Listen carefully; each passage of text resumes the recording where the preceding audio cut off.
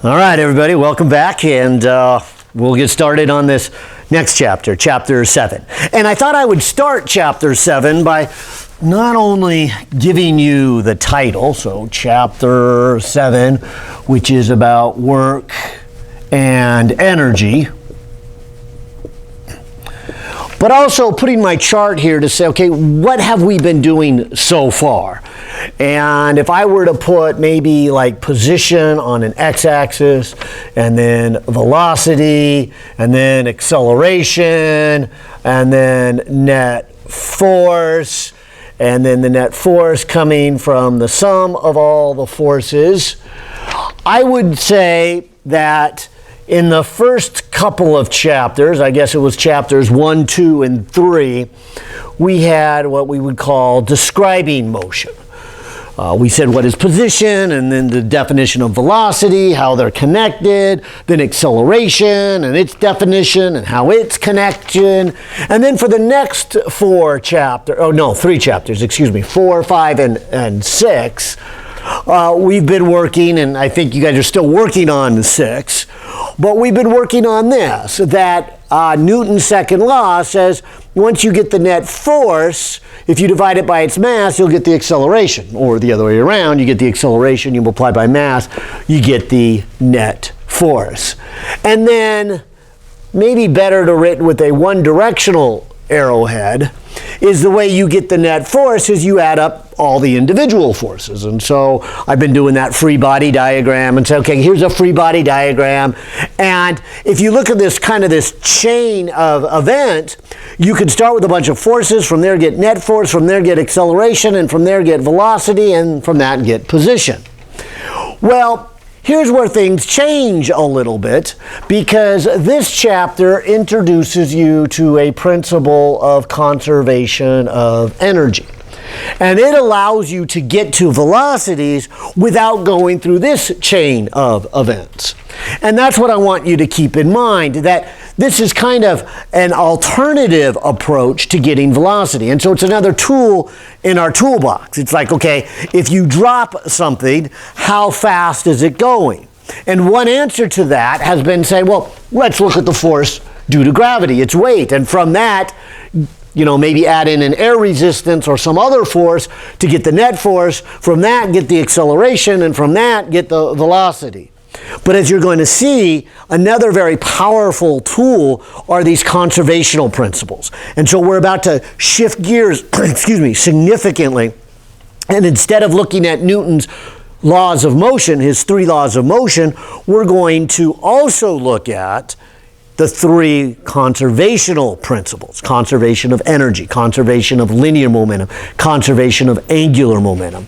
And so that kind of describes the next, I think it's 4 chapters that we're going to be looking at, what we call the conservational principles. Things that we could say is the same before and after. All right, so that's kind of, like I said, where I like to get started. That's kind of the big picture. Now, the first step then into getting to what's going to be called the principle of conservation of energy is the definition of work. And I thought it would be easier than writing it out to just kind of say, okay, your author gives it to you. And I want to go the next step and say, okay, how is this practical? How is this useful?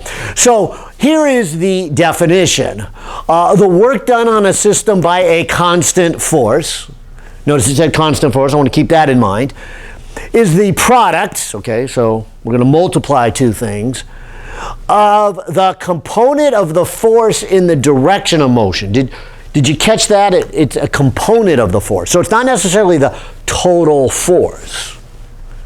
And then times the distance it moves. In short, sometimes we say work is force times distance. And for any of you who've done kind of maybe a high school physics, or even lower than that, a middle school physics, that's probably your simple definition. Work is just force times distance. But it's a little more complicated than that. Notice it says a constant force. Notice it says its components. The best way I can describe it is to come over here and draw a picture. And so let's just say that I had this big block of wood, and I put this block of wood on a table, and I pull it across the table. And so let me put a little dotted line with an arrowhead and say, okay, here's my delta x. This is the distance I move it. Okay. But let's say, though, that I am pulling with some force, capital F, but here's the catch. I'm pulling it up at an angle. And so it would look something like this. If I had a giant block here and I hooked a rope to it, I'd be pulling up and right. So I'm pulling a little bit up. Now, as I pull it this distance delta x, and I ask this question, okay, well, so how much work did I do here? Looking at this definition, notice the author says, well, it's true for a constant force. All right, I'll get to a non-constant force in a second. But let's just say, okay, so let's say I was pulling with a constant force. But notice it says the component of the force. So here's where we got to go back to our vectors here and say, now, let's look at this force as maybe part of the force in the direction it moves. That would be the x-axis in this case. Maybe just to indicate that maybe I don't have to go in the x-axis. I could be pulling it in the y-axis or the z-axis or up an incline. I'm going to use this little symbol parallel. So this is the amount of force parallel to the direction I move. And this is the amount of force perpendicular to the direction it moves. And so notice the definition of work is really saying you don't want all the force. You only want the amount of force that's actually in the direction it moves. Now, I know that sounds like a little bit of a nitpicky definition, and I agree it is. But if you can bear with me for just a moment, it ends up in something extremely useful, extremely powerful. Let me just kind of give you a silly example. And those of you who were in person in the lab heard this story. Let's say it's poker night with you and 4 friends. All right. And so on poker night, here's the rules. Everybody comes, and to play, you got to bring $20. Okay? So at the end of this poker night, if you know that you have $25 and 3 of your other 4 friends are honest people and they tell you that they have $25, from that information, that 4th person, who you know always exaggerates anyways, you don't need to ask that person how much money they have, right? You know. In this case, the number would come out to be 0. You would call that conservation of money. You know that there's a certain amount of money coming into the game. There's $100. There's 5 of you with $20 each. And now 4 of you have $25 each. That's the full $100. So unless money was like created somewhere along the process, this other person must have 0. And that idea of just saying how much you start with and how much you end with is the foundation of these conservational principles that I'm trying to tell you. And we're going to see energy is one of those. And we're going to be able to say something like this. The energy you start with then is equal to the energy you end with. And now it just becomes an accounting game. You can say, how much did I start with? And then how much did I end with? And if you have, say, 3 objects and you add up the 3 objects and all of their energies, and then you come over here and you look at the other 3 objects after something happens, and you know all the energies of 2 of them, and then you go, well, what is the energy on the 3rd one? You can figure that out because you know it has to add up to a constant value. And that's really the whole point of this conservation principle. And so all of our conservational principles are based upon that. And that's why they're called conservation of something. Because what you start with then is equal to what you end with. All right, well, I'll say it again. This sounds like a very nitpicky definition, but because of this nitpickiness, it leads to this principle of conservation of energy. All right, so let me keep working up to it. Let me point out then that you could write down how much force is in the parallel direction using the magnitude of the force you're pulling and then cosine of the angle theta. And so we've done a lot of that, and then we can multiply it by delta x. And so this would be, or I guess our first formula here of how do I calculate the work by a constant force. Well, I take the magnitude of a force, I take the distance it moves, I also need to take cosine of the angle between them, and then I multiply them together. Your author has the same definition, except he doesn't use delta x, he uses a d, and that's fine, except I want to use the delta x since we've been working with it. But plus it leads to my next step. What if the force is not,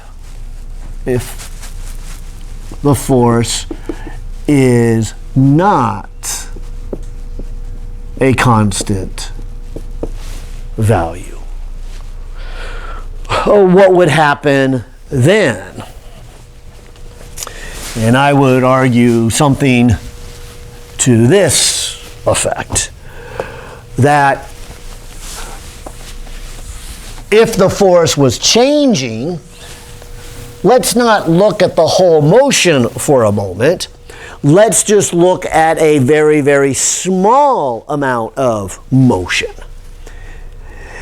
And if you say, well, the force still is changing, I would say make the motion even smaller and smaller still. And hopefully this sounds a little bit like your calculus class, right? Because what we could do is we could say in the infinitesimal limit that the motion is really small.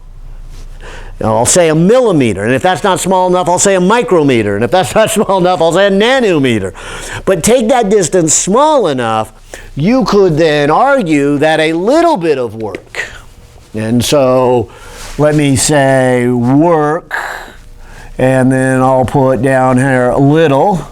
I'll take advantage of the symbol W for work, but I'll also put the calculus limit, right? A dw, like a dx and a dt, right? A small amount of something. So I'll say a small amount of work then would be equal to force times cosine of the angle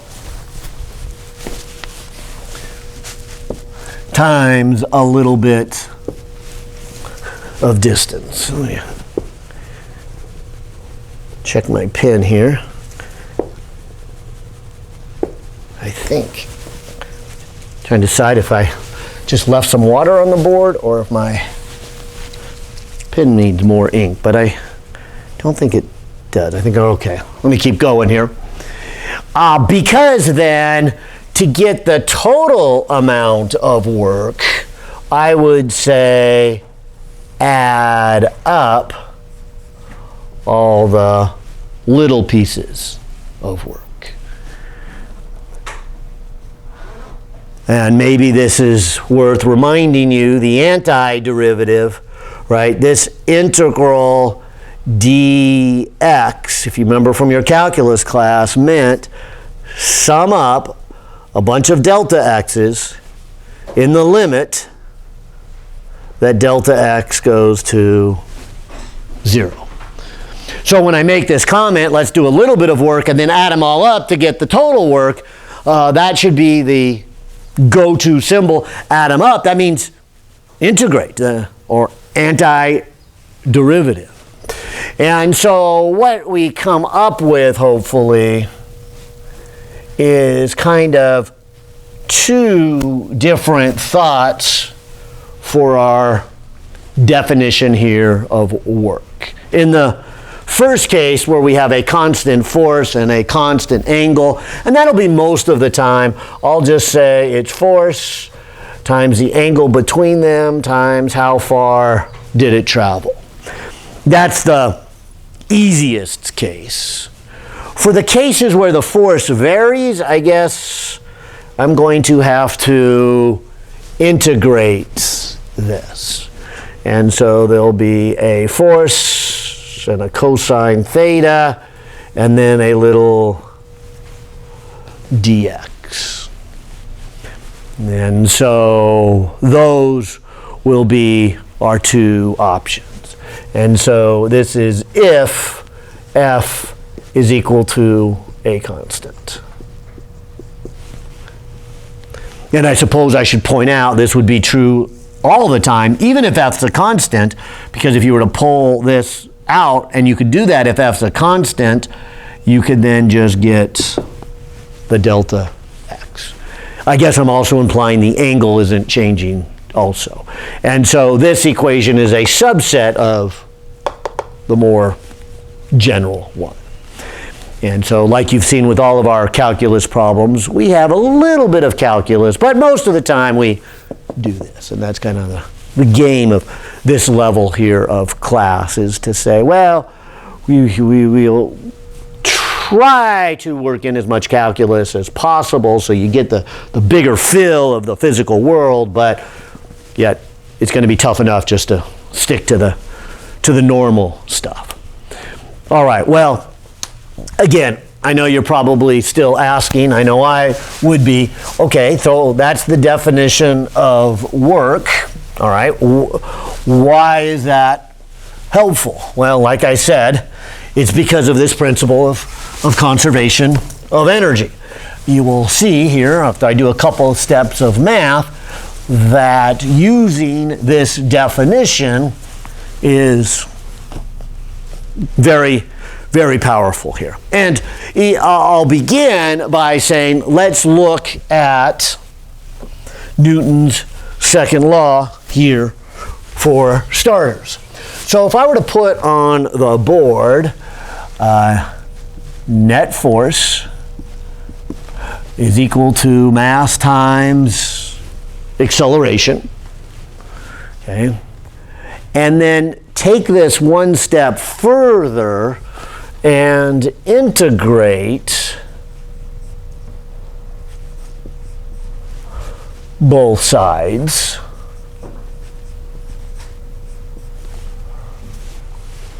what would I get?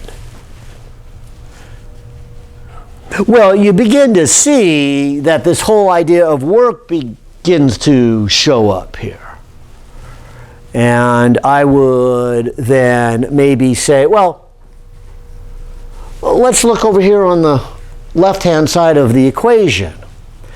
It says net force, and of course you know that net force is the combination of all the other forces. So there would be, maybe I'll call it force number 1 dx, and then there would be a force number 2 dx, and then there would be a force number 3 dx, and so we can just have a generalized talk. Let me just go ... Let me just say there might be less than 3, there might be more than 3. The point is you just need to do all the forces. That's how you get the net force. Now let me look then at the right-hand side. This would be an M, and I'm going to go back a couple of chapters, because the definition of acceleration was the change in velocity. So I could put dv dt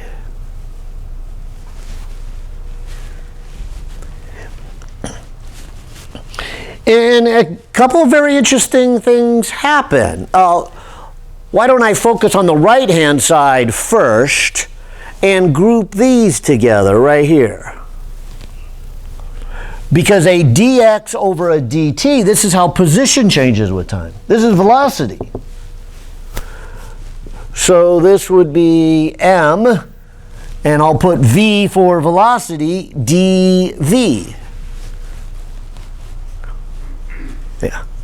If the acceleration was constant, then what would stop you from just shooting it? Oh, excellent point. Nothing. If the acceleration was constant, I could pull it out.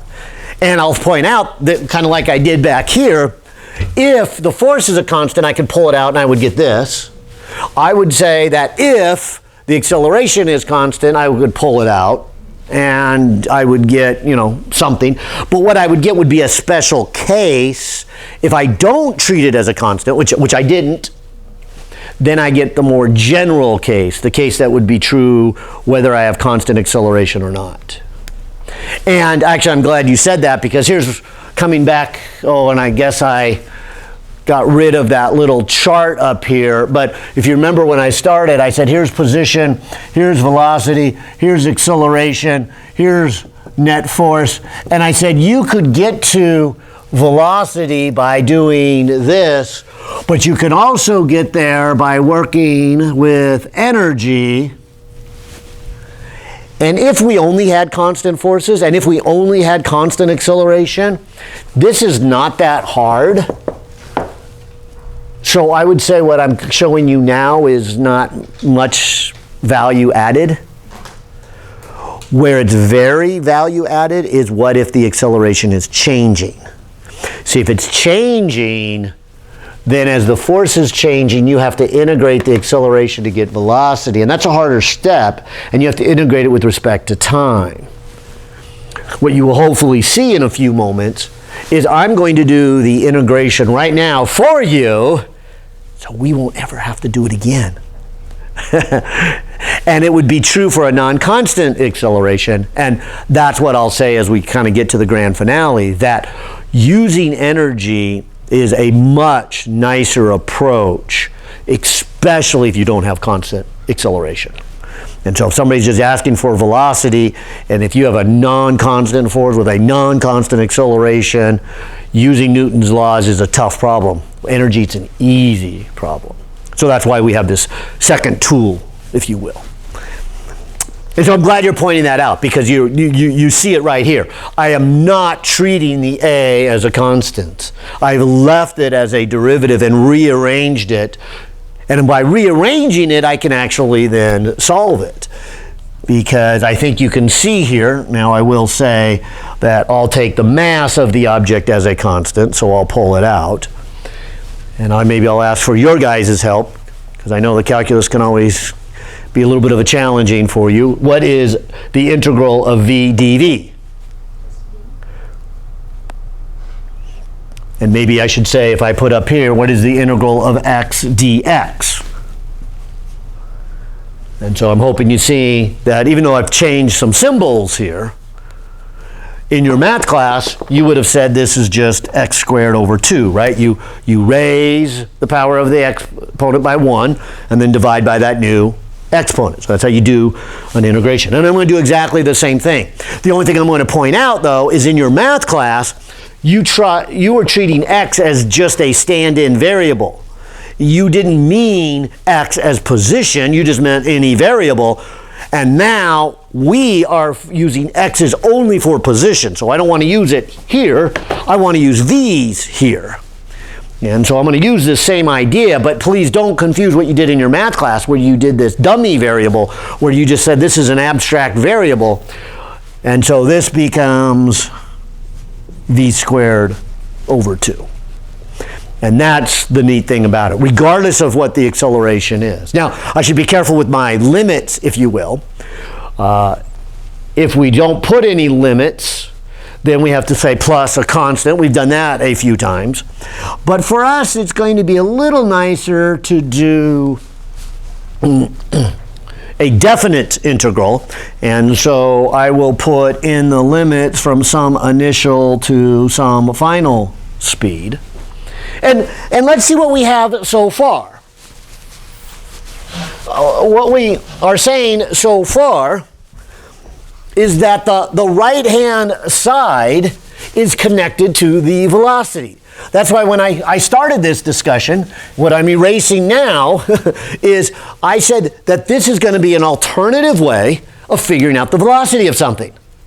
And so if we can figure out over here on the left-hand side, we can say that is equal to what's over here on the right-hand side. And the right-hand side is velocities in it. All right, so let me just put the equals sign right here and put 1/2 mv final squared minus 1/2 mv initial squared. And so that's the result of the right-hand side.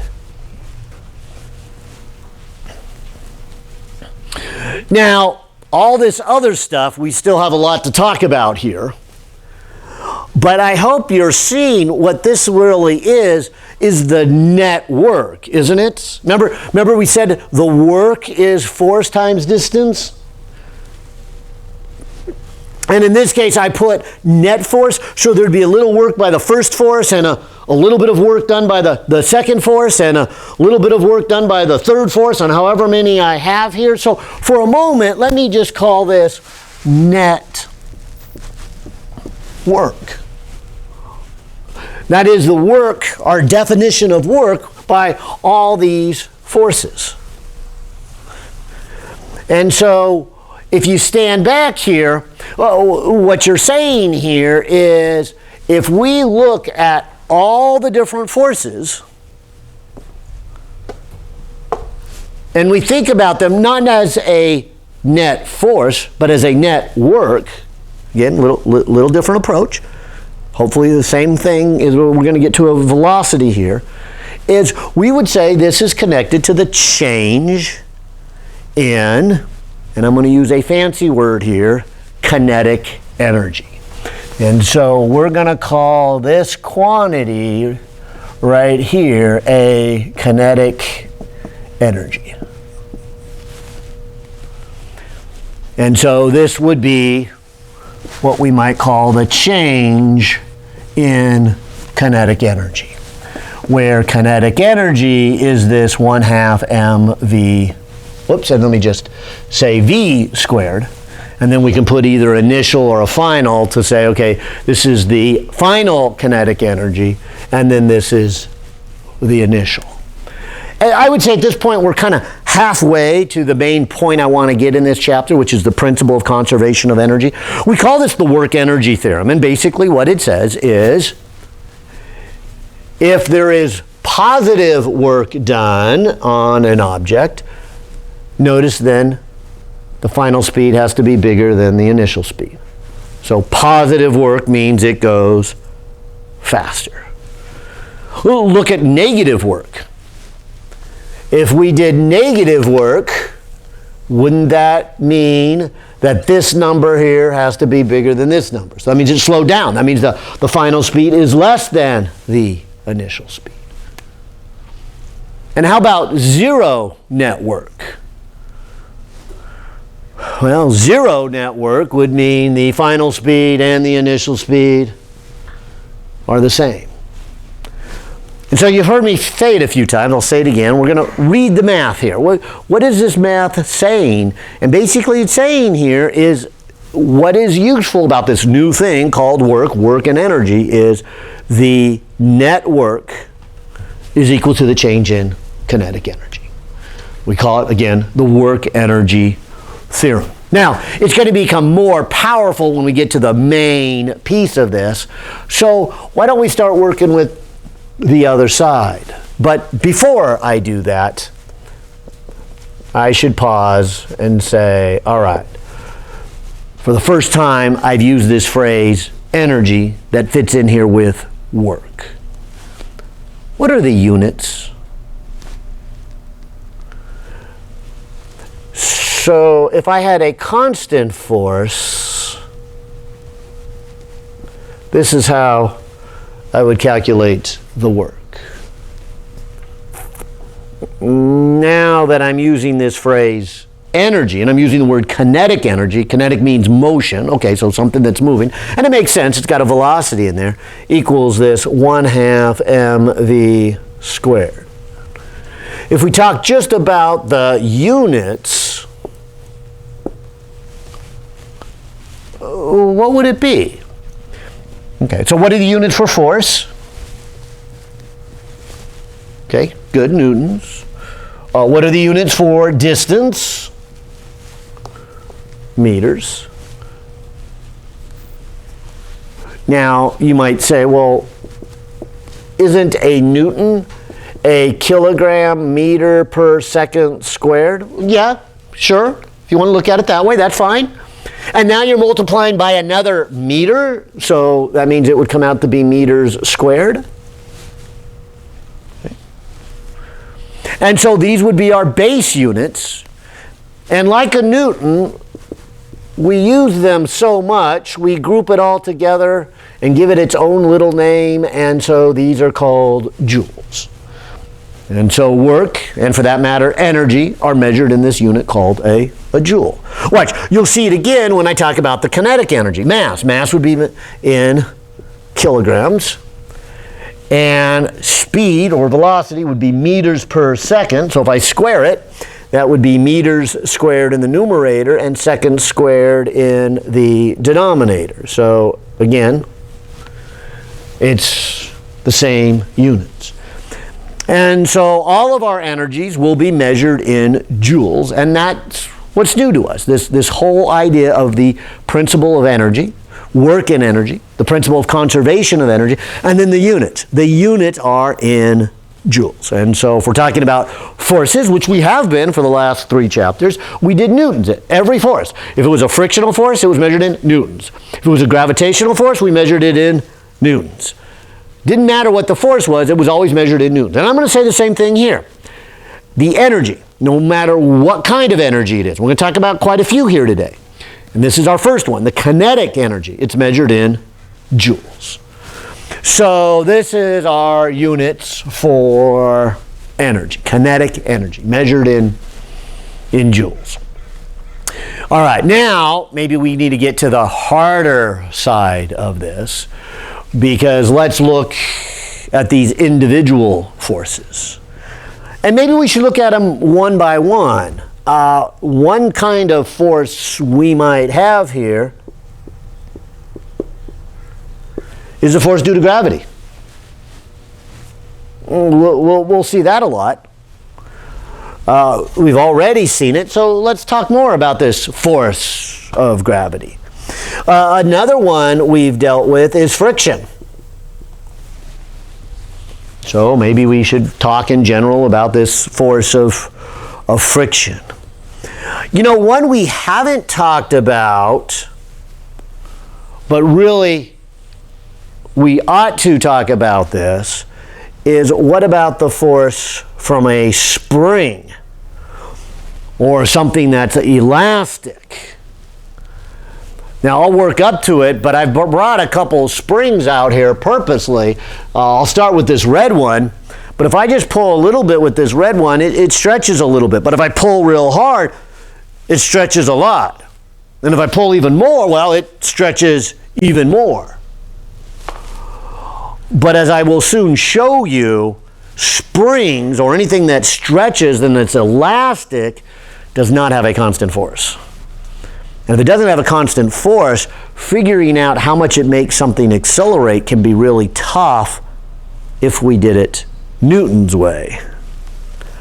But if we do it with the energy way, I think you'll be impressed how easy it becomes. So we need both tools. We need a way to get to the speed, both by Newton's laws, but also by the principle of conservation of energy. And I'll be honest with you, if it wasn't for things that stretch and things that are elastic, I'm not sure there would be much value added at this point, because constant forces just end up with constant accelerations, and those aren't so bad. I know you kind of maybe struggled with them at first writing out Newton's laws, but once you did, it's like, oh yeah, it's a constant and that's the end of the story. But what you're really going to see is something that has a force that varies, especially if I do the integral for you, you don't have to do it again. And here's something better. Energy is not a vector. Energy is only a scalar. Do you know how many times you probably struggled with a force and said, oh, I got to make two columns, I got to make an X, and I got to make a Y, and I got to go, okay, wait, what's going on the X-axis, and what's going on the Y-axis, and I had to do this, sine and cosine. Good news is we won't have to do that here. That all goes away. And so I'm going to spend a little time here proving that to you and doing the integrals for you, but the end result, I think you're going to like. The end result, you're going to go, yes, no more vectors to worry about. Yes, he did the integrals for me. All I've got to do is algebra. No vectors, no calculus, just algebra. Now, of course, there are some hard things, so I'll work up to those. But I think you'll find these principles of conservation, particularly energy. Momentum and angular momentum are definitely a little harder than energy. But this first one, conservation of energy, I think you will welcome it. You'll go, okay, that was much easier and very powerful. And so now you have your two ways. All right, well, I better keep going because like I said, I want to do these integrals for you, and I already did one of them. And so let's not do this one again when we get on the homework. If we want to know the change in kinetic energy, if we want to know the formula for kinetic energy, we have it right here. It's 1/2 mv squared. We already did the integral. So let me do some other integrals for you. What if the force is the force of gravity? And maybe then I'll clear this board here.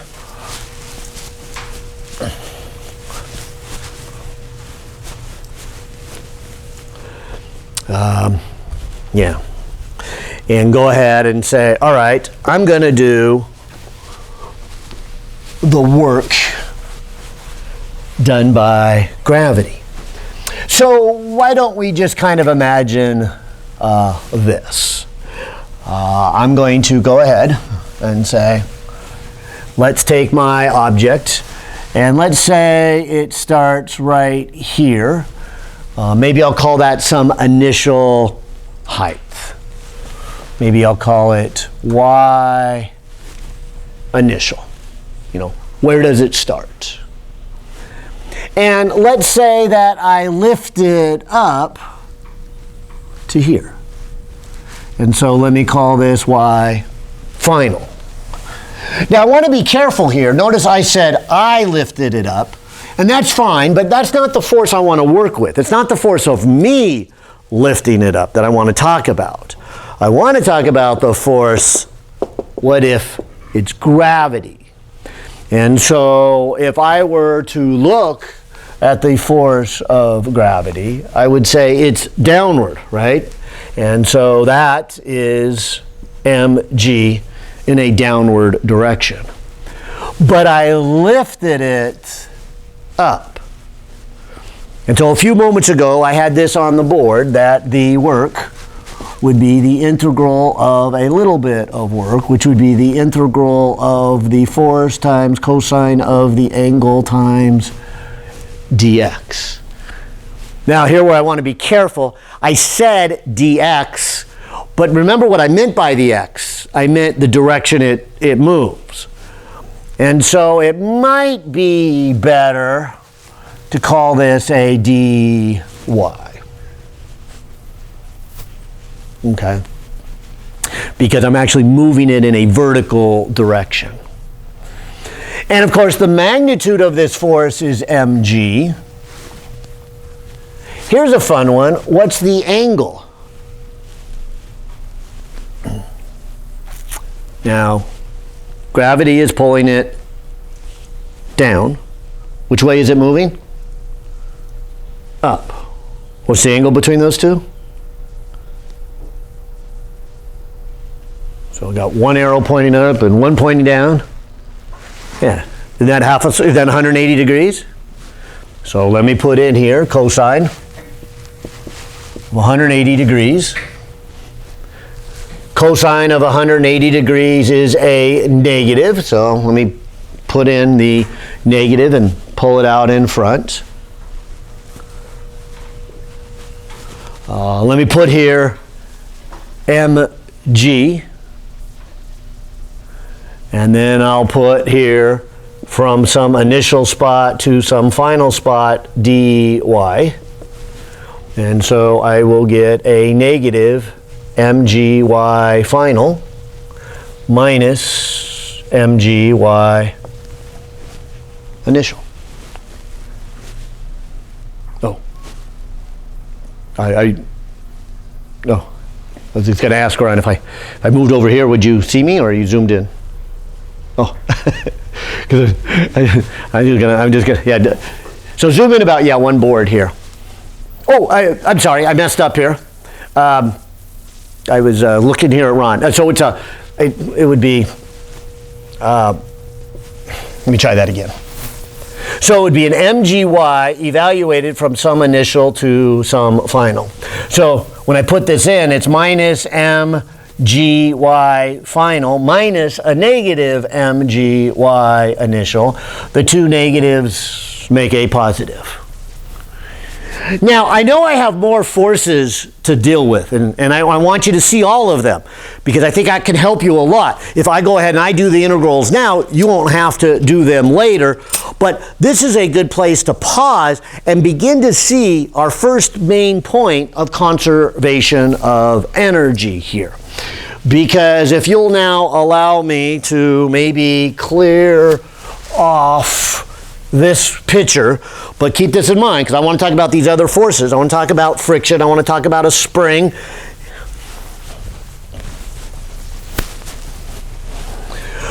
But if you put together what we've done so far, where on the left-hand side, I've only done one force, and that's the force of gravity. So I have minus mgy final plus mgy initial. And on the other side of the equation, I have this 1/2 mv final squared minus 1/2 mv initial squared. And if you rearrange the terms, now I think you begin to see what I'm after here. If I put everything that is a final together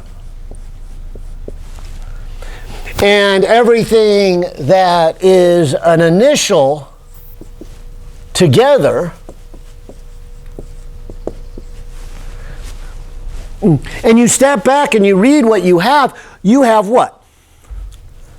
Initial stuff equals final stuff. This is that idea that I was saying with conservation of energy.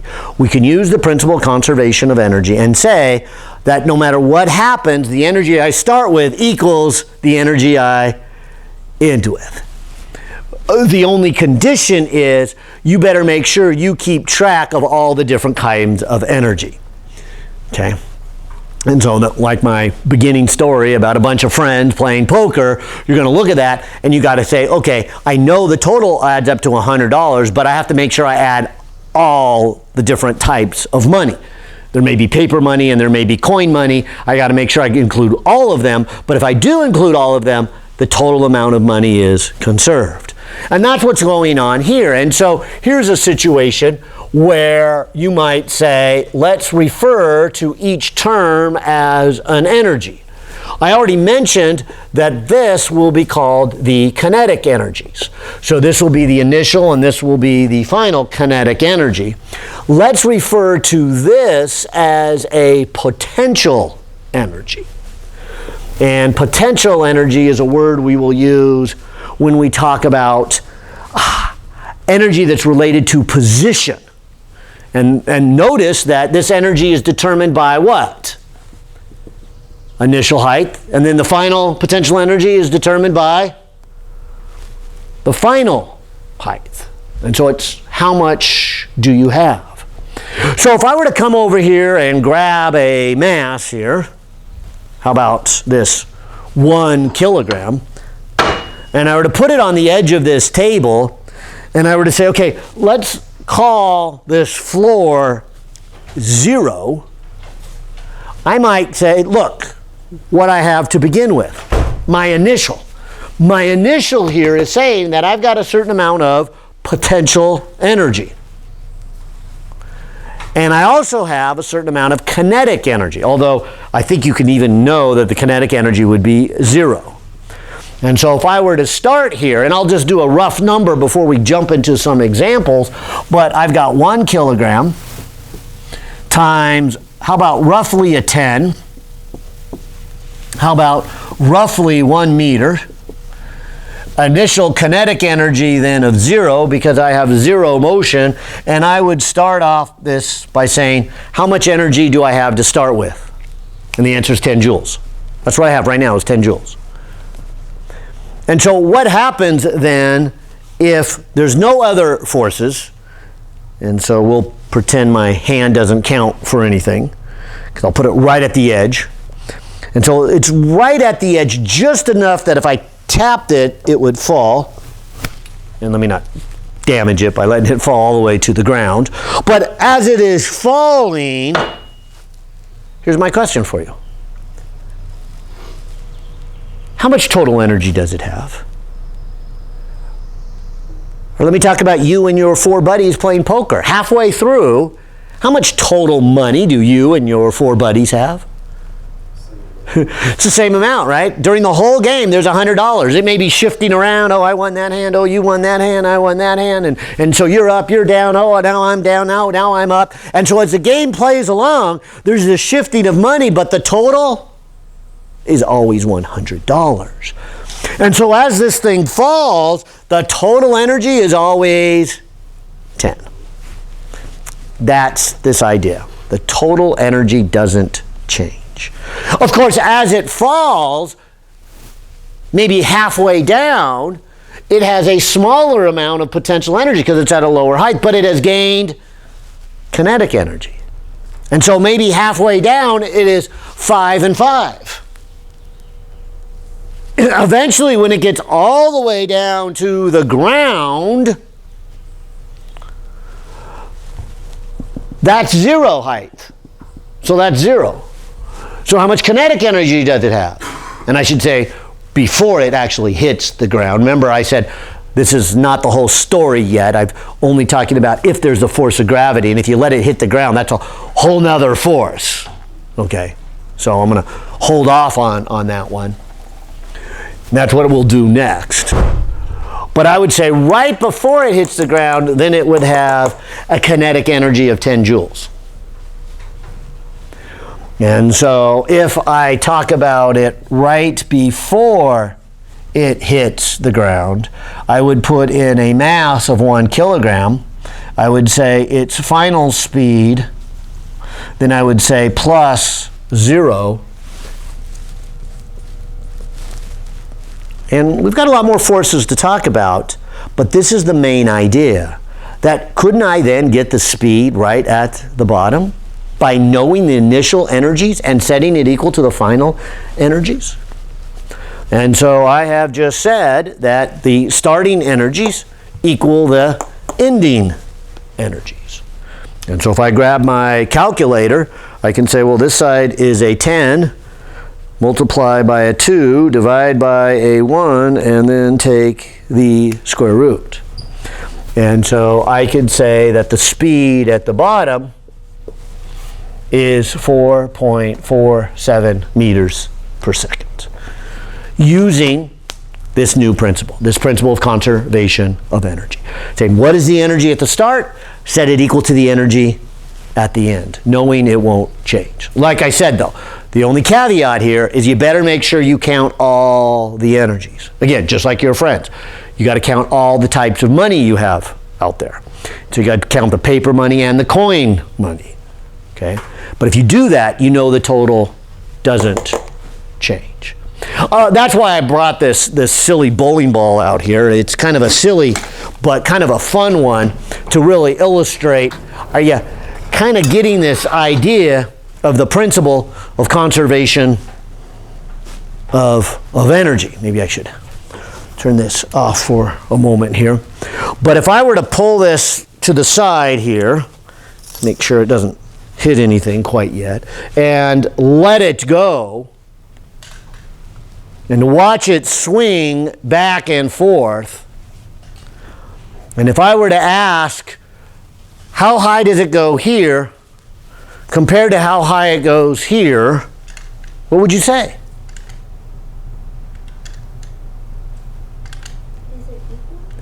And I would say it is equal based upon the principle of conservation of energy. Now, remember, we haven't talked about all the energies yet, and you can kind of hear it kind of rattling and moving, so there is some friction up there, so we should talk about that also. But here's what I'm getting at. If you are telling me that any time along in its motion, its two energies, its potential energy and its kinetic energy are equal, what I begin to see, or when I add them together, it's equal. They never change. What I begin to see is as the height goes down, this velocity goes up, so that the total remains the same. And so if I looked at the two extremes, over here on the left it had no speed, over here on the right it had no speed.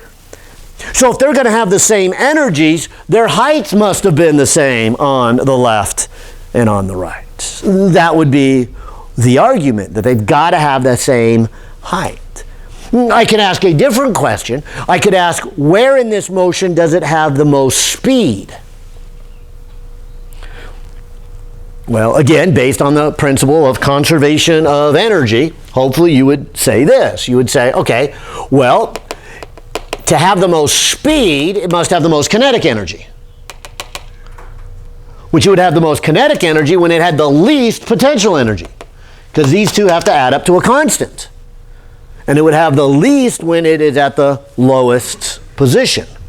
And so as this thing swings, I guess the lowest position would be right here. And so sure enough, if I bring it back over here and let it go, I can kind of see with my eyes that it looks like it does go to the same height. It does look like down here is where it's going the fastest. And so this is the best way I can show kind of this back and forth between kinetic energy and potential energy with minimal amount of friction.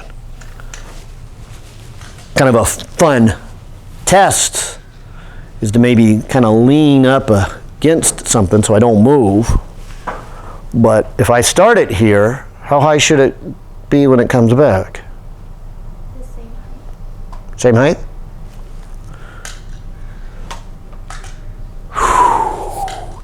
And so how close? I moved. Okay, wait. So how close is it when it comes back? And you can see it did go a little bit down, but not too much. And it certainly didn't go higher, because if it go higher, it would have had to add energy to it.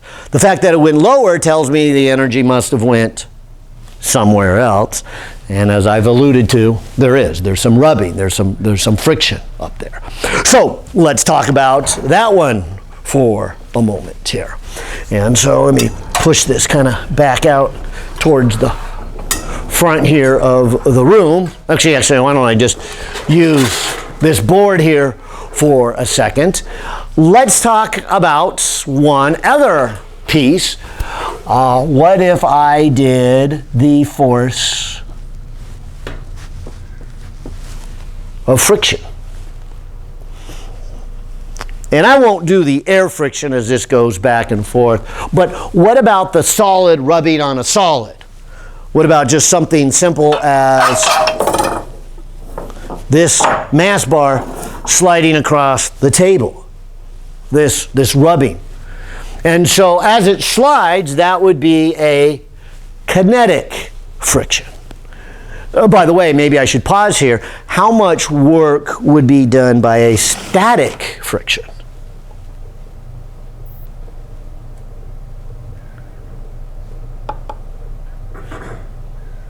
Yeah, it would be zero, exactly, because you got to have a force and a distance, right? And the whole idea of when we're dealing with static friction is there's no distance involved.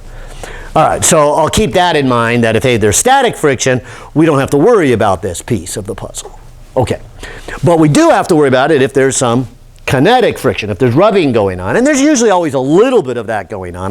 This was my best attempt to get as little rubbing friction as I possibly could, but it still had some. And of course you can see this thing sliding across here. there's a lot. But here's the thing that was nice then. Oh, and I do apologize. I forgot the other piece of this. So it's the friction, it's the distance, and it's the angle between them. And so if I draw a little box here and say, all right, I'm going to let it move to the right, the frictional force is sliding, so it's kinetic, and it's opposite of the direction it moves. So what would that tell me about this angle? Well, again, it moves that way, but the force is that way. Isn't that the 180 degrees? Kind of the same thing we saw back here when we did the force of gravity, and we put in cosine of 180 degrees. Let me do the same thing. And so I'm going to say the force of friction is a constant. I can pull it out. The direction is a constant. I'll pull it out. And lucky for us, this is got to be the world's easiest integral. This just is a negative force of friction times the distance traveled. I'll just go delta x. And so if I come back over to this equation here, where remember, this was the right-hand side. Okay, we already did that one. And the left-hand side, I was doing all the works. I guess over here, I would have a negative force of friction times distance traveled. Now, I personally like to take this negative number and put it over here. However, let me not at this moment, let me do that with each individual problem, because your author then says, let's just refer to this as a type of non-conservative force. Fancy word, we'll work on that in just a second. But he puts here an NC for work done by a non-conservative force. And the reason he does that is because if you, again, take what we've done so far, and I'll say it again, we're not done. We've still got quite a few steps to do to talk about all the different forces here. But your author says then,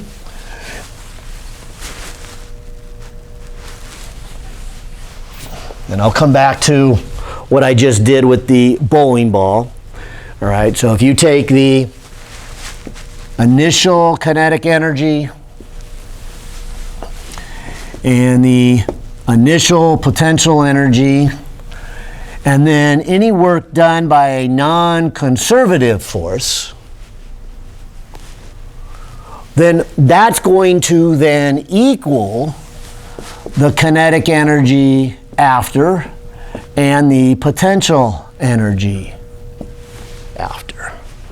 And so I'm just going to take this equation and expand it by one term because I've added another force.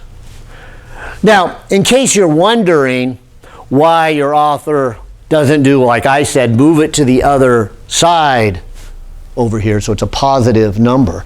And I like that because here's what it says. It says the energy I start with is equal to the energy I end with, and then I call this extra piece kind of the heat energy of rubbing.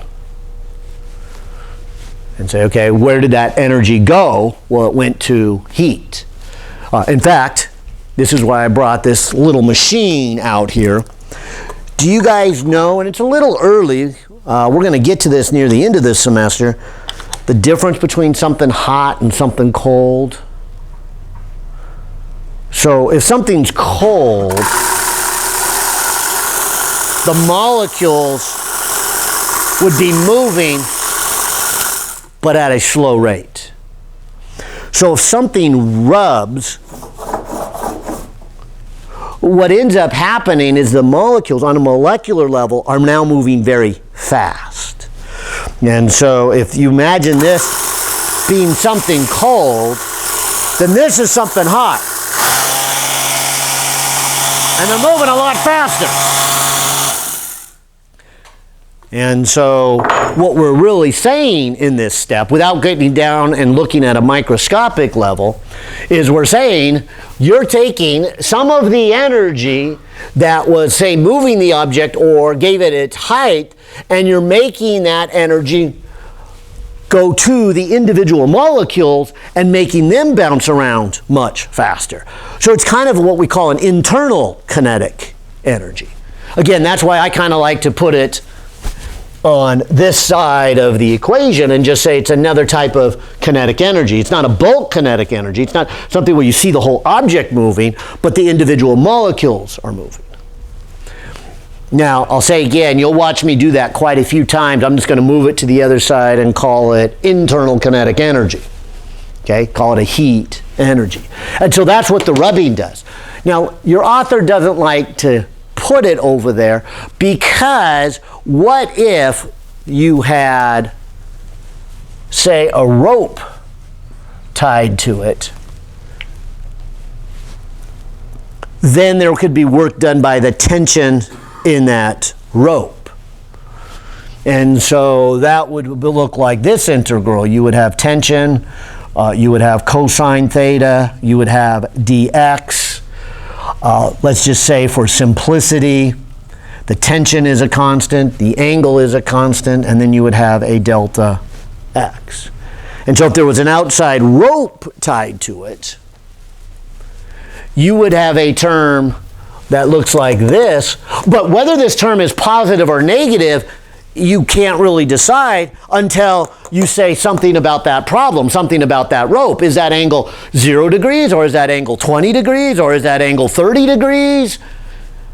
And anything less than 90 would give you a positive, and anything more than 90 would give you a negative. So your author says, as long as we're talking about all these different forces, let's just leave these forces as one big group, put them right here, label it as the work done by the non-conservative force.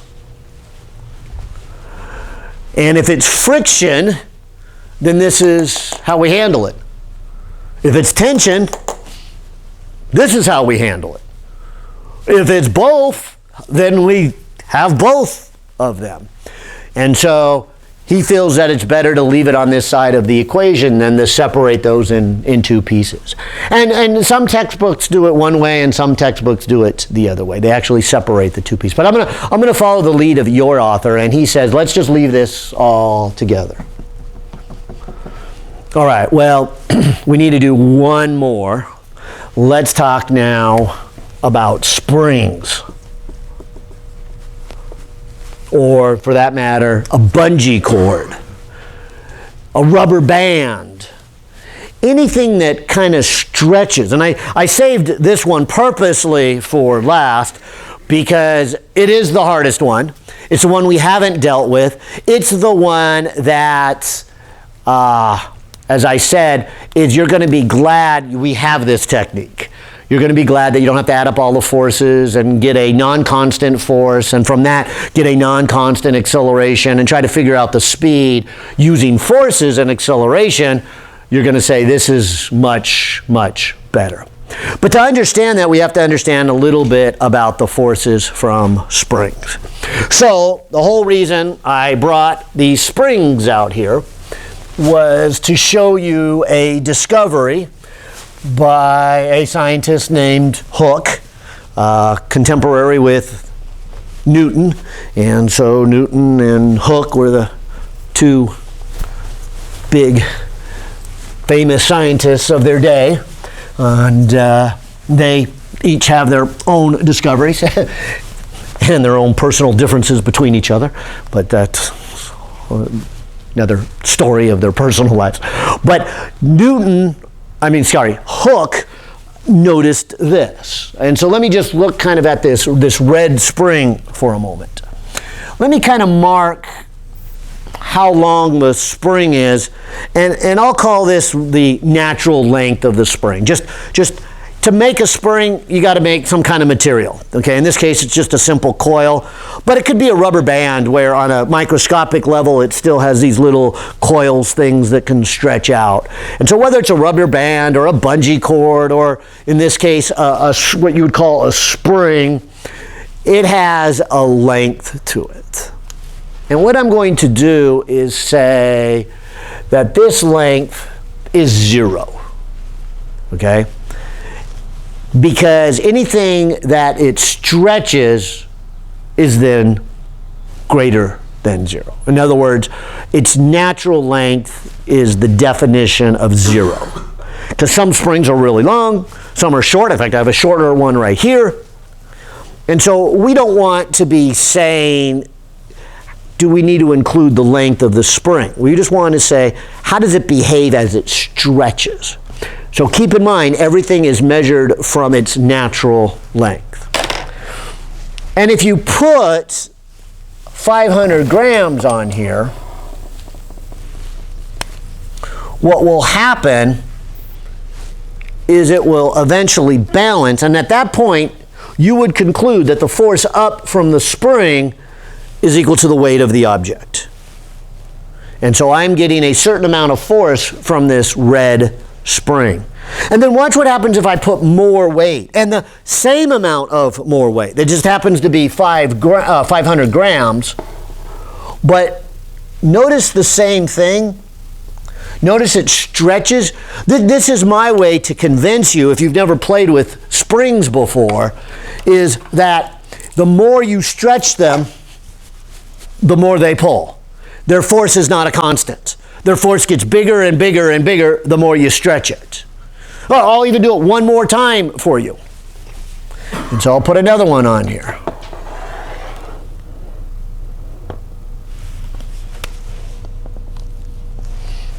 And again, it stretches the spring even more. And so again, hopefully I'm convincing you that it stretches, and the more it stretches, the more force I get from the spring. So springs are a non-constant force. But even though they're non-constant, they do follow a very simple pattern. Well, maybe while that one's hanging, I'll do the same thing with the other spring, the white one next to it. Watch this. I'll make a little mark at its natural length, and then I will put one weight on here, and so it stretches it a little bit, and a second one, and a third one. And so there's something the same but something different about these two springs. What's the same is the more force I apply to it, the more it stretches. In other words, I get more force the more a spring stretches. It doesn't matter what kind of spring I have. The more you stretch it, the more force. That's kind of universal for all springs. But did you notice that these two springs now have the same force on them, but they did not stretch the same amount? If you were plotting your data and you plotted force versus x, and I'll call x how much did I stretch the spring? And if I come over here and maybe I'll do the red one and the white one in colors. Oh, I can't put white on the board. Oh, so I'll do the red one in red, but I'll do the white one in black. And so maybe I would say at first I had no stretching and no force. And then I put one weight on here, so let's say this is one weight and it stretched this far. But if you'll notice, when I doubled the weight, it doubled the distance. Did you see that? The reason I wanted to put a mark on here, did you see every time I put on a weight, it actually extended nearly the same amount every time? Isn't that the definition of what a line looks like when you plot it? that it always changes the same amount every time on the x-axis for the y-axis? And so that's what I'm trying to point out, is that when I put 1 weight, 2 weights, and 3 weights, it stretched the same amount. And so if I was looking for a mathematical pattern for the force of the spring and the distance it traveled, it's as easy as a straight line. Now, let me hold off here before I write down the equation of a straight line, but let's look at the other spring. Well, let's look at the white one. The white one, when I put the same amount of force, it didn't stretch as far. But I will point out that the white one stretched the same amount each time. It was more, the red one was more than the white one, but it did stretch the same amount every time I added a weight to the white one. And so if this is 1, then this would be a 2, and this would be a 3. And so 2 weights would be here, and 3 weights would be here, and the equation for that spring would also be aligned with a different slope. And so something about all springs is what I'm after. This is called Hooke's law. Hooke's law simply says all springs, the more you pull them, the more force you get. And they do it in a proportional way. And so all of them would follow this pattern. Let me put, the equation of a line up here. Y equals to mx plus b. Notice that all springs then would be giving you 0 force at their natural length. Their intercept would be 0. And so on the vertical axis, I can put force. And on the horizontal axis, I will put x. And then each individual spring then varies. And this is called its spring constant. This is saying how stiff is that spring. It's really the slope of this plot. You see, this white spring would have a larger spring constant than the red one. But they all follow this pattern. Now, I suppose I should do one more thing and put a negative here, because which way did I stretch the springs in this picture? Down. Which way was the force from the spring? Up. So I would argue that this force is opposite of the direction a spring stretches. Now, I know that doesn't look like in my graph, so I should have been a little careful here. I was actually plotting the magnitude of the force and the magnitude of the distance, so I could show you it was a line. But I think the fact that they're opposite is pretty self-evident. Okay, now with that said, this will allow me to finally come over here and answer this. Can we talk about the work done by a spring? Wouldn't that be this integral of f cosine theta dx?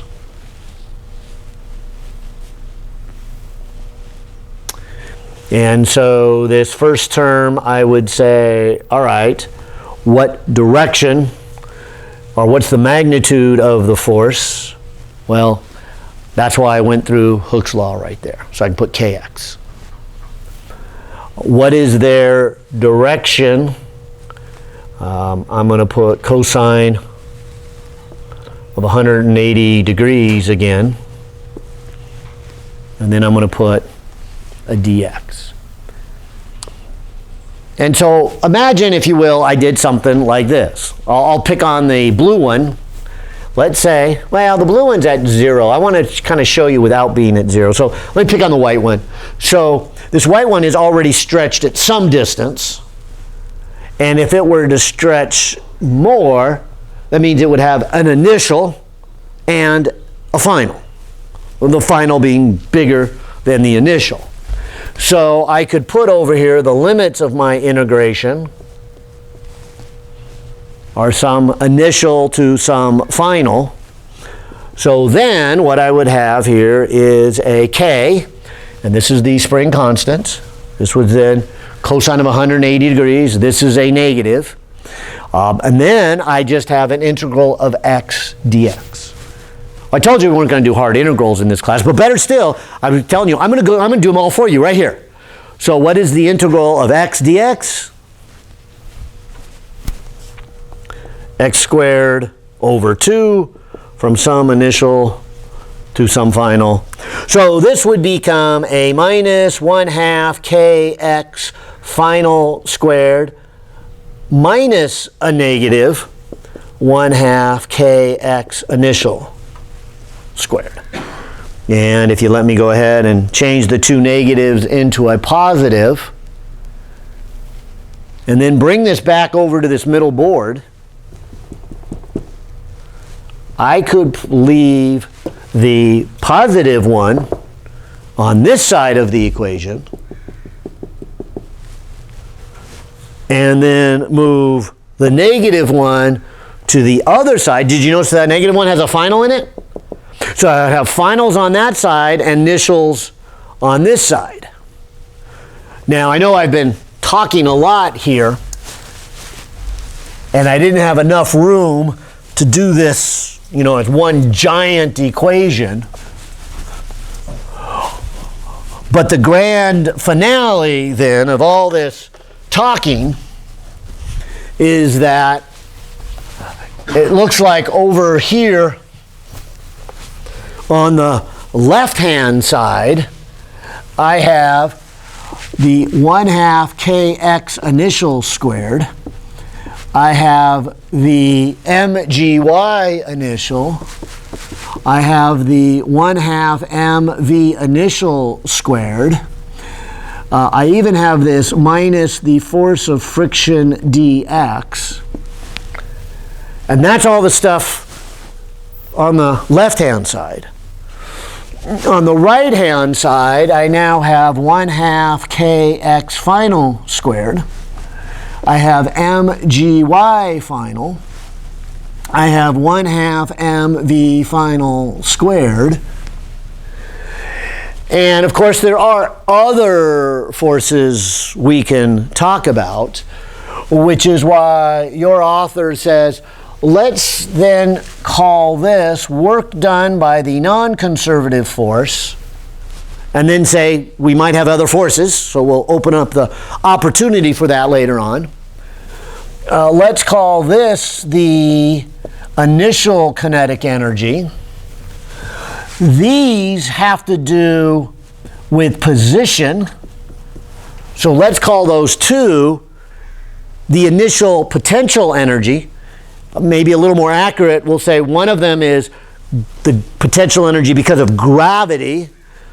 The other one is a potential energy because of elasticity, but they each have to do with positions.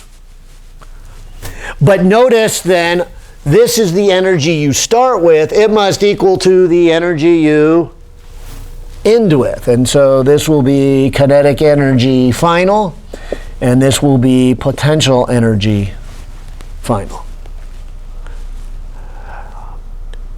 Personally, I just like to go one more step to make it look easy, because we did the hard stuff, and I think the best thing now is to show you by examples how this works.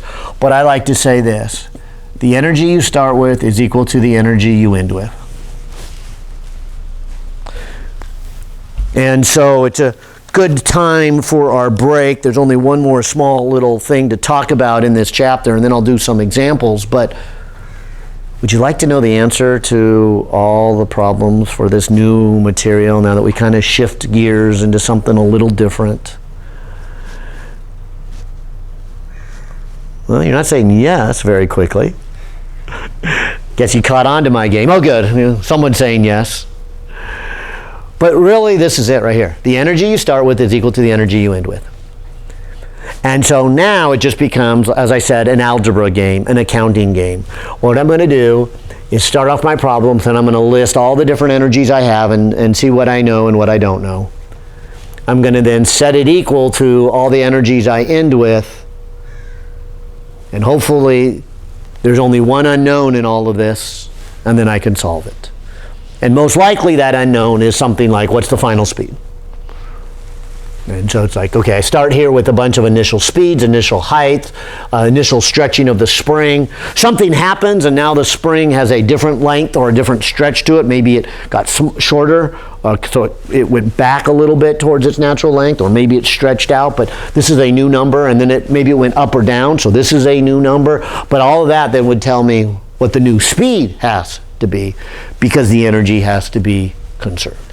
And so the energy over here has to equal the energy on the other side. All right, well, let's take our 15-minute break, because like I said, this is a good place to break. You've seen a bunch of integrals, and hopefully now you'll see how we put it into practice. All right, see you in 15. Hey, let's get started, and let's continue on here. And like I said, I think the big step, let me get this out of the way, is to really kind of show you with some examples here. But there's one more thing to say before we completely wrap up this chapter. The big piece of this was energy, work and energy, and the principle of conservation of energy. And you'll see that as I do a bunch of examples here. But let's talk about then, like most of our physical quantities, there's always then this rate. The rate at which energy is delivered or consumed or increased or decreased. And so I'll just define it here by saying energy per time. The fancy word we call it is power. And so power is this energy per time. And so in symbols we'll do this. We'll put a capital P for power. Then we will put E for energy and T for time. And so, like I said, this one I think is pretty self-evident once we understand energy. And so energy per time. In fact, let me do kind of two quick calculations, and then we'll jump into your book and do another one. But I like to take this 1 kilogram weight, which, if you remember earlier on, we said this is about 1 meter, this is about 1 kilogram, G is about 10, and if you multiply those two together, I would say as it sits here, it has a gravitational potential energy of roughly 10 joules. So if I were to put it on the ground and lift it up to here, I would be giving it 10 joules of energy. And if I did it kind of slow, so maybe it took 5 seconds, 1, 1,000, 2, 1,000, 3, 1,000, 4, 1,000, 5, 1,000. If I did it fast and go, ready, go, 1,000. Either way, I'm giving it 10 joules of energy, whether fast or slow. It's the rate at which I do it, and that's what power is. And so the amount of energy is still 10 joules. And so if I look at these two options, I would say I've got 10 joules in 5 seconds as opposed to 10 joules in 1 second. And so again, it's just a rate. It's the same energy, but how quickly is that energy? So 10 divided by 5, of course, is 2, where 10 divided by 1 is, of course, 10. And then let's look at the units. The units would be a joule per second, and that kind of makes sense conceptually. This is saying that I was giving it energy at a rate of 10 joules every second. Of course, that's why it only took 1 second to get up there, because it only needed 10 joules to get up there. But this is saying I'm giving it at a rate of 2 joules every second. So it was 2, 4, 6, 8, 10. Then it got to the top. So it took 5 seconds to get there because I was only giving it energy at a rate of 2 joules every second. And in honor of James Watt and the invention of the steam engine, we call a joule per second a watt. And so 2 watts, 10 watts, where the W is a watt. Okay. And so you have probably heard the unit of watt, probably more when we talk about electrical energy. If you have, say, a microwave, you know, maybe you plug it in or look on the back and it says 1,000 cooking watts. Okay, that means 1,000 joules every second go into that cold piece of chicken that you just put in the microwave. And so if you want to warm it up, you're going to give it 1,000 joules every second. And depending on how much chicken you have and how cold it is, maybe you got to warm it for 10 seconds, or maybe you're going to warm it for 20 seconds or 30 seconds or 40 or 90 seconds, but you're still giving it the rate of 1,000 watts every second. You know, or maybe a light bulb. Screw in the little light bulb and it says it consumes 60 watts. What it means is it consumes 60 joules of electrical energy every second. Now remember our principle of conservation of energy. When I say it consumes it, the energy doesn't disappear. It goes somewhere. And hopefully for a light bulb, it goes from electrical energy into light energy.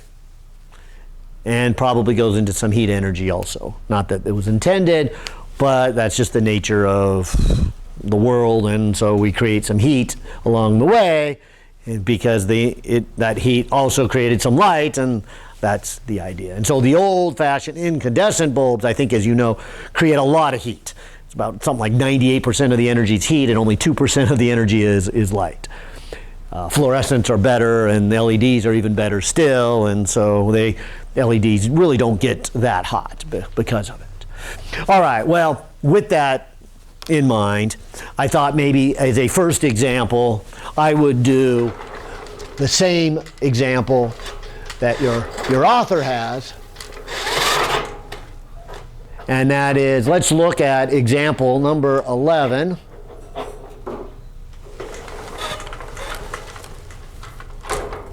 There we go.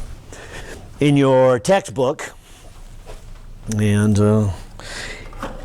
this is a good one to kind of mention a little bit about energy and also about power, because he has this little example of somebody starting at the bottom of a flight of stairs and then going up the flight of stairs, and then when they get to the flight of stairs, they're actually now running, and so they've picked up speed. So not only did they gain energy because of height, they gained energy because of kinetic energy. And so the question being somewhere in here, what is the power output? What is the power output of a 60 kilogram woman who runs up 3 meter height flight of stairs in 3.5 seconds starting from rest, but yet having a final speed of 2 meters per second up at the top? And so the first part of this is exactly along this equation. What is the power? And so I'll put P for power, and that is how much energy did this person gain? And the type of energy that this person gains, there are two of them. And that's why we kind of went through all this discussion so we can recognize them. And so this person gains energy because they go up. We call that gravitational potential energy. Notice there's no springs in here, so I'm not going to even talk about that 1/2 kx squared. There will be problems with springs, but this is not one of them. There is motion involved, so there is kinetic energy. We don't have any sliding going on, presumably. She gets good grip with her shoes, so I'm going to say there's no heat energy created. And so I would say that this person gains a 1/2 mv squared. You might even take the difference between what she started at and what she ends with. So this is her gain in kinetic energy. She also has a gain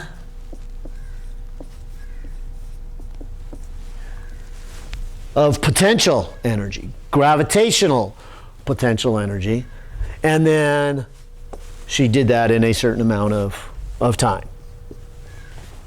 And I suppose I should be really careful, especially since you guys' focus is the life sciences, and I said there's no rubbing. What I guess I really meant is there's no rubbing outside of her muscular skeleton, because there is a lot of movement as the muscles contract and the rubbing there, and that's going to create a lot of heat. And so we could ask this in two different ways. We could ask this, how much energy did she gain from a physical point of view outside of the body? But we could then also ask, how much energy did she gain, including the heat, in the muscles and the movement there? And that's going to be a bigger number, which means she got that energy from somewhere because of conservation of energy, which means she burned calories in her food. And so the chemical energy stored in her food. And so our little calculation of energy does not fairly represent how many calories this individual is going to burn. And so roughly I'll just say that whatever number she gains in the outside world, 2/3 of that ended up also as heat. So whatever number we get here, if we multiplied that by 3, that would be roughly how much calories she ends up burning here. And so that's a deeper discussion than we're ready to go into quite right now here. But that's something that I'm sure you guys either have or will do as you talk about the life science of all of this. All right, so in our case here, I'm going to go ahead and put in my numbers. They said this was a 60-kilogram woman who then is running at 2 meters per second up at the top, and she started with 0 speed down at the bottom. And so that's my first step. My second step is then to say this 60-kilogram person then went up 3 meters starting at the bottom of the stairs, and there's where I might have to backtrack and go back to the question and say, okay, yeah, 3 meters height, and she did it, and 60 kilograms, 2 meters per second, yeah, and 3.5 seconds. All right, and so down here, I will put 3.5 seconds. Now, maybe this would be a good time to also show you the units again. So her mass is in kilograms, her speed is in meters per second, so I'll square it. And if you remember, that is a joule. So I have 1/2 times 60 times 2 squared. And so I would say she gained 120 joules of kinetic energy. Same thing here. The units are kilograms, and then this is meters per second squared, and this is meters.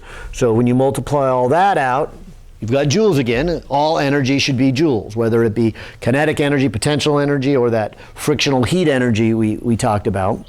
Let's see, this would be 60 times 9.8 times 3.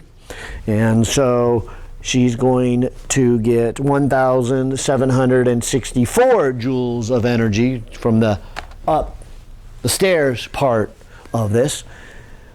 And actually, a little side note, it tends to be a lot of energy going up compared to just running at a constant speed. If you've ever probably noticed a difference between running uphill and just running, it takes a lot more energy and effort, and significant amount.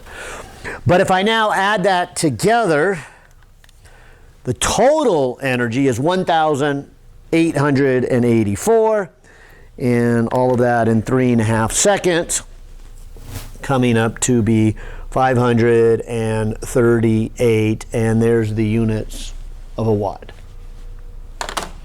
And so if I got all my numbers right, me and the author should have the same number, and sure enough, 538 watts then is the rate at which energy then is becoming physical energy, not necessarily heat energy. That would be more, but in her body, and then, gaining to her body because of motion. So if that helped, how about we try another one? How about number 15 here? And so I'll just kind of go to the end here of the chapter and grab number 15 here. Maybe I'll even make it a little bigger. Maybe it'll show up a little better for you guys. But 15 simply says this. It says, using energy considerations, calculate the average force that a 60 kilogram sprinter exerts backwards on the track in order to accelerate from 2 to 8 meters per second in a distance of 25 meters. If also he encounters a headwind that gives him an average force of 30 newtons against him. Well, let me use this as a chance to talk about our energy considerations. I said it jokingly, but I guess I should say half jokingly, because would you like to know the answer to all the homework problems for this chapter? And this one and all of them have to do with energy and taking advantage of the principle of conservation of energy. And so I'm going to start off by saying the energies are equal. What I start with and what I end with. Now, if I put in what your author has it, your author says, okay, take the initial kinetic energies plus the potential energies plus the work related to any non-conservative forces. And this example is going to show this one a lot. That would equal then to the final kinetic energy, the final potential energy. All right. Now, as you know, we just got done saying that the potential energies would come in two flavors. We could either have a gravitation or a spring. But I think for this problem, it's safe to say that I could cross this out. There's no point in talking about a spring. It's not even part of this problem. There's no stretching of a spring. It's not even mentioned in there. And in terms of gravity, we can cross it out because whatever you want to call your initial height,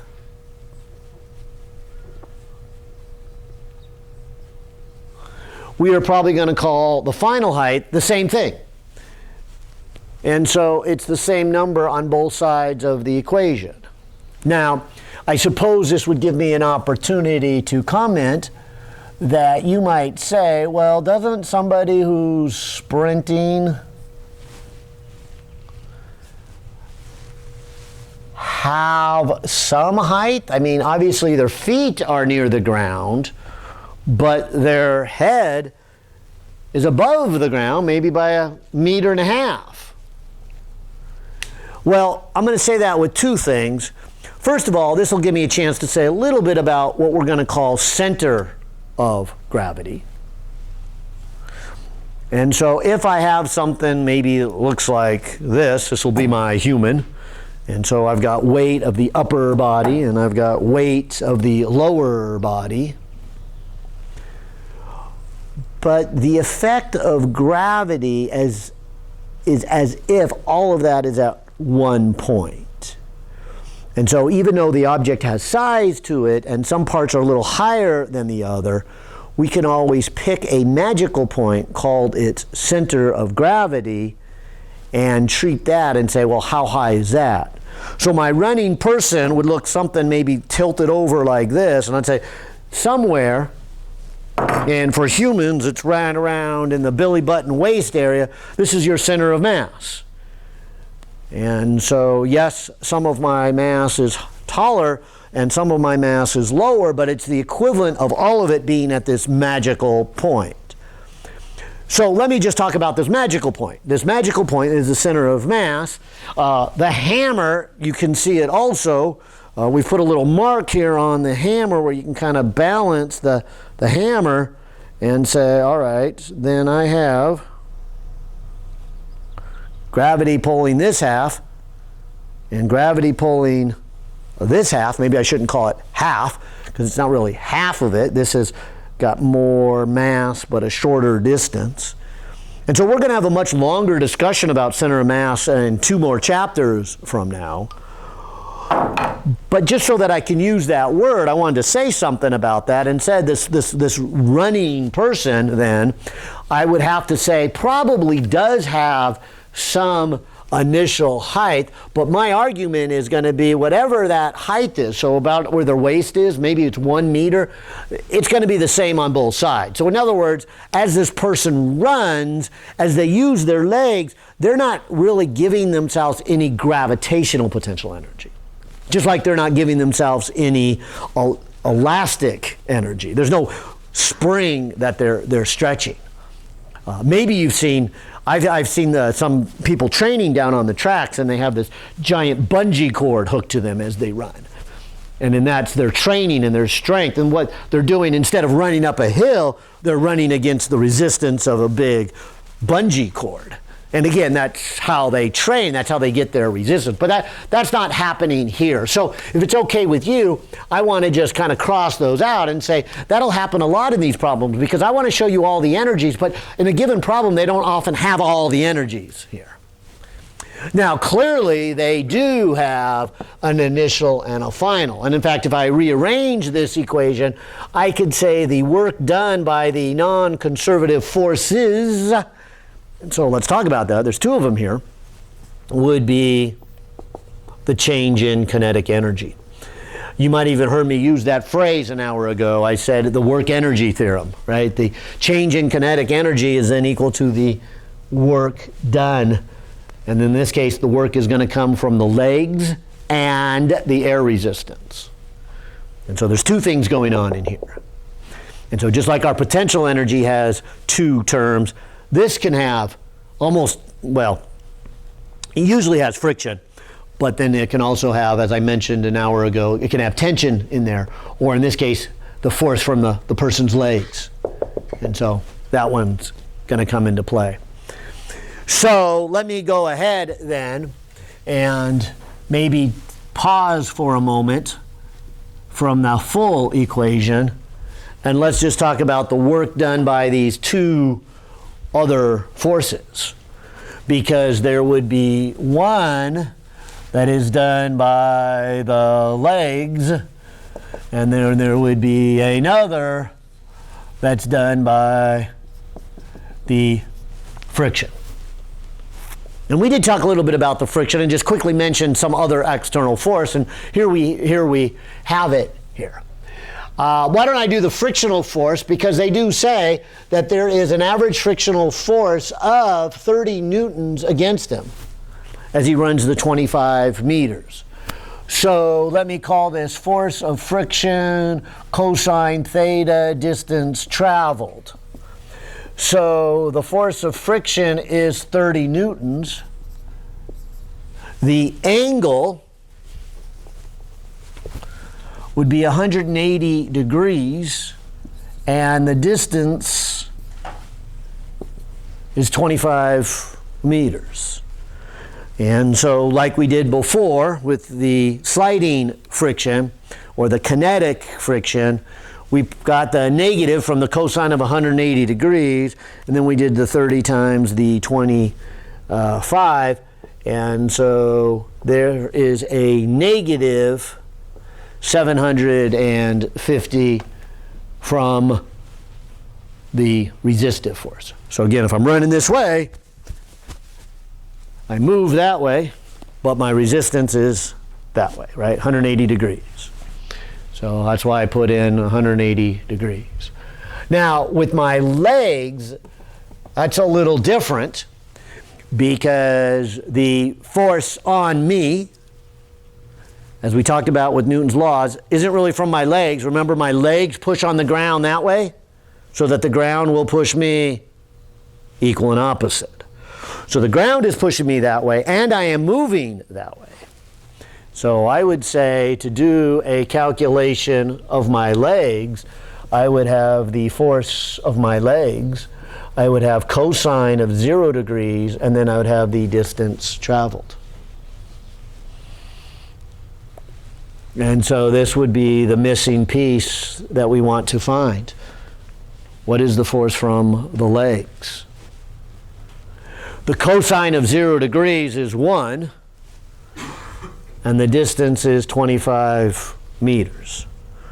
So let me write that as 25 times force of legs. So that's what they mean by do energy considerations. These forces, force of legs and force of friction. Now, the other side of this equation is the change in kinetic energy. So this is 1/2, and let me come back to my numbers here. We got a 60 kilogram sprinter, starts at 2 and goes up to 8. So this would be a 60 and an 8 squared minus a 1/2, a 60 and a 2 squared. So the first term, 1/2 times 60 times 8 squared, is 1,920 joules. So that's how much energy they have of motion, kinetic energy. And 1/2 times 60 times 2 squared, which is the 120 joules, is what they already had at some point. Anyway, so I put those together here. Maybe I'll just go 19, 20. Oh, I guess that's just 1800. I guess I don't need a calculator there for that one. And so let me finish this by saying, let's take this 1800, move this to the other side, 750, and finally then dividing that by 25. And so I would say the force from the legs is 102, and if you're following the units, I would have joules divided by a meter. And remember, a joule is a Newton times a meter, so the meters would cancel off, and I get my unit analysis correctly, and that is force is measured in units of newtons. And so here's an approach of finding, again, the force from the legs, not going down the direction of Newton's second law. Now this one, all these forces are constant. So to be quite honest, we could have easily have done this with our old material, with our Newton's laws. There's no reason really that this is so much of an advantage. However, like I said, what it does do is show you we have another approach. And that approach can be very, very useful. And this one doesn't really show how much better it is, but when you have a non-constant force, it can be a lot better. Let me try another one along these lines before maybe we kind of move into the next chapter here. But I put number 22 here on the list. I think this one does have a spring. This is one that if you tried to do it with Newton's second law, it would be a mathematical, deep calculation with a lot of calculus. But here, using energies, and mostly because I've already done then the calculus for you, and that's what I want to keep emphasizing, I'm going to just start this problem by saying, okay, number 22, it's an energy problem, and that means the energy I start with is equal to the energy I end with. There's the basic idea, conservation of energy.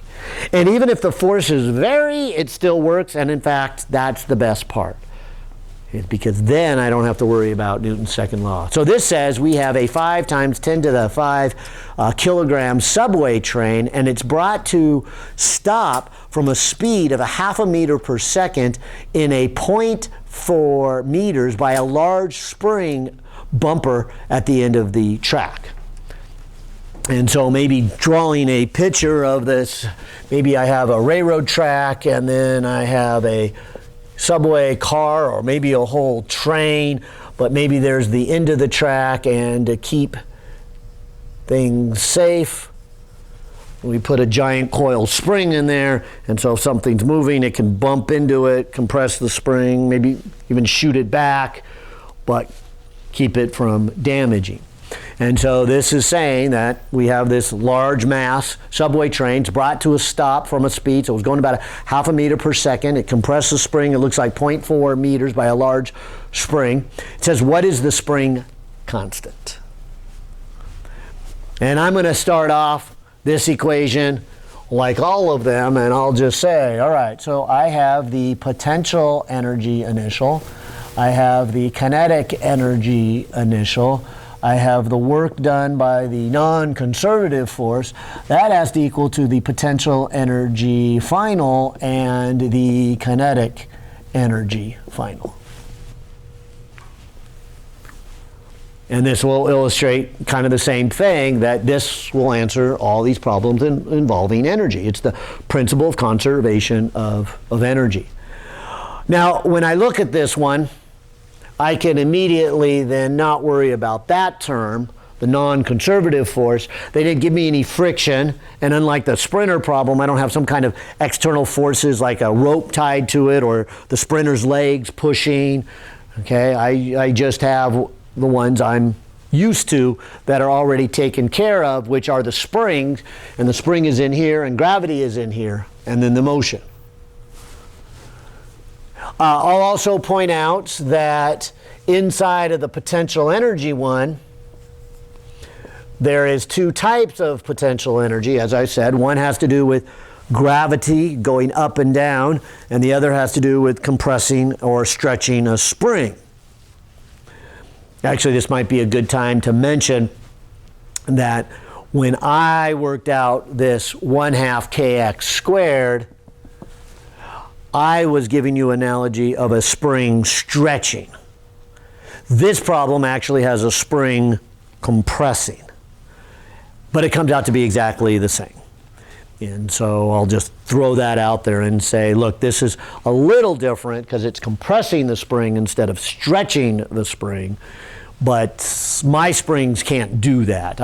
My springs don't compress, the coils get in the way, but some springs can. This is a good example of a spring that can be.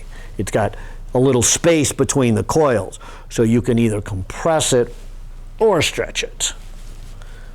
And they follow the same pattern.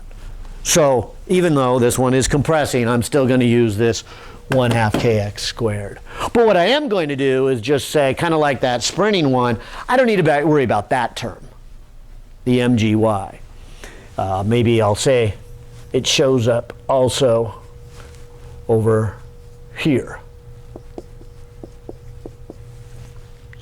But there is no uphill or downhill for this problem.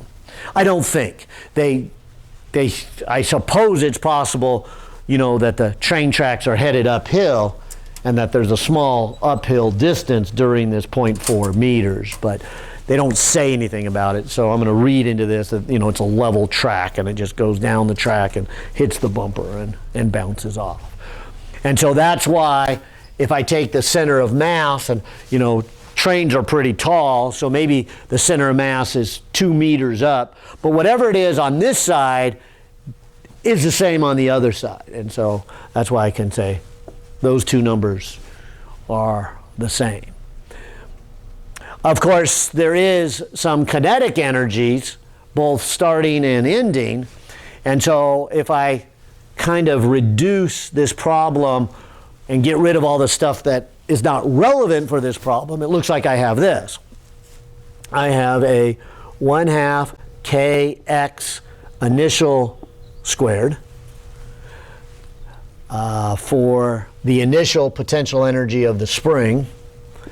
I have a 1/2 mv initial squared for the initial kinetic energy of the train, the subway.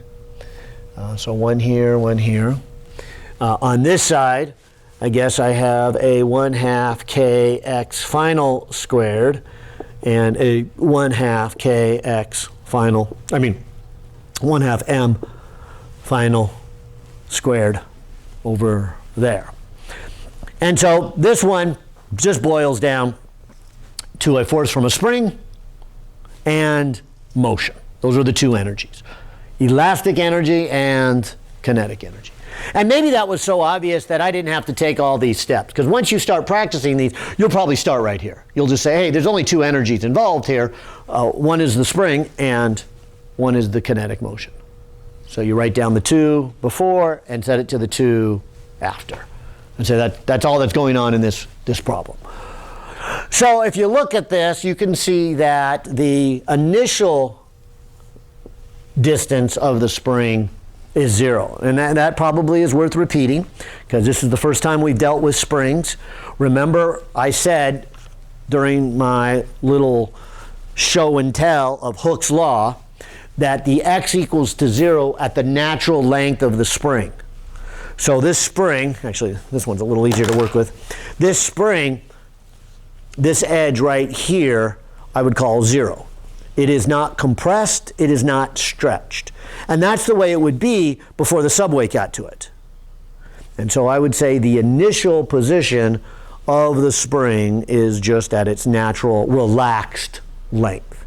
That's what we mean by x equals to 0. The x in that equation is how much did it either stretch or compress. All right. So that's why I'm going to put for the initial position of the spring 0. Then I have this 1/2 and huge amount of mass, 5 times 10 to the 5. Moving with some initial speed. It wasn't much. Was it a half? Yeah, 1/2 meter per second. So here's a 0.5. And so this is meters per second squared, and this is kilograms. So that's a joule. Has to equal, and then I have a 1/2, and there's the k that they're asking me to solve for. But they also gave me how much did the spring get compressed. They said it's brought to stop by 0.4 of a meter. So this little spring then is being compressed. The train comes in and pushes, pushes, pushes, and compresses it 0.4 of a meter. So 0.4 of a meter. And the other thing they said is it brought it to a stop. And so the final speed would be 0. In short, after all of that discussion, hopefully you can see, here's the summary of what it really just said. All the kinetic energy right here gets put into the elastic energy of the compressed spring. And that's why I'm setting then the initial kinetic energy, all of that, to the compressed elastic energy. That's what this all boils down to. All the other energies were either 0 or not relevant for this problem. And of course, this I think also illustrates my point. When you get to these problems, you are just going to write out conservation of energy. They'll give you everything but one variable, and you solve for that one variable. And so the algebra is the work, not the calculus that got us to here or got us to here. Those were showing you how we got there, which hopefully gives you an understanding, so when you read a problem, you know what to do. Because if I just gave you the equation, you would just, at best, kind of blindly plug and chug and say, okay, well, I got some kind of answer. I'm not sure I understand it. And you'll have troubles when it comes to trying to figure out these. Because I'll say it again, physics is about knowing how to apply a few fundamental principles to explain a universe of phenomenon. And so unless you know the meaning behind them, unless you know where they came from, that's why books and teachers love to go through these derivation, and students are always kind of, just get to the end. Just give me the equations, I can put in my numbers. And that only works so well because you got to know what those mean. Especially in your guys' case where you want to take it eventually from so much being the physical world of subway trains to the biological world of Okay, how does this have to do with the biological organisms or some kind of energy into the whole theory of evolution and how energy determines which way something's going to evolve based on resources. All right, so with that in mind, though, I think I have enough room here to actually do the calculation and say, okay, what is the spring constant? And so I'm going to go 1/2 times 5 times, what I hit there? 5 times 5 times 10 to the 5 times, and I think I forgot to put a little square right there. Okay.